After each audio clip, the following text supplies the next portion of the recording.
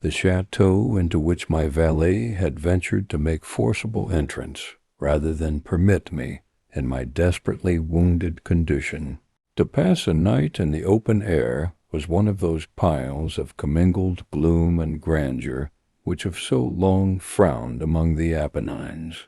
We had chosen for our couch a small apartment in a remote turret of the building, an apartment gaudy and antique in its furniture, yet full of rich and yet tattered draperies.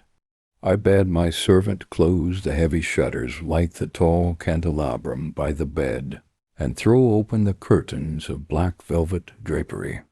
This I did that I might resign myself, if not to sleep, at least alternately to the contemplation of these pictures, and to the perusal of a small volume which had been found upon the pillow, purporting to criticize and describe them. Long I read, and devoutly I gazed. Rapidly and gloriously the hours flew by, and the deep midnight came. The position of the candelabrum displeased me, and outreaching my hand with difficulty, I placed it so as to throw its rays more fully upon the book. But the action produced an effect entirely unanticipated. The rays of the numerous candles now fell within a niche of the room, which a corner of the bed canopy had thrown into deep shade. I saw in vivid light a portrait of a young girl just ripening into womanhood. She was a maiden of rarest beauty, and not more lovely than full of glee. And evil was the hour when she saw and loved and wedded the painter.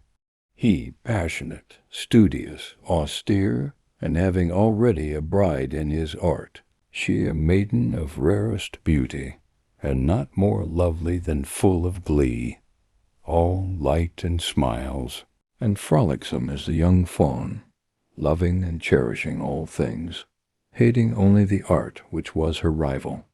Dreadful indeed was the fate which she deplored when she heard the painter speak of his desire to portray even his young bride.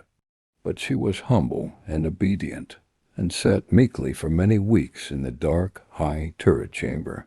He would not see that the light which fell so ghastly in that lone turret withered the health and the spirits of his bride, who pined visibly to all but him.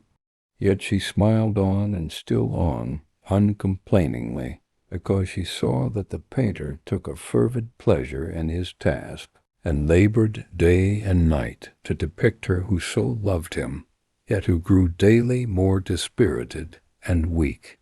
And in sooth some who beheld the portrait spoke of its resemblance in low words, as of a mighty marvel, and a proof not less of the power of the painter than of his deep love for her whom he depicted so surpassingly well.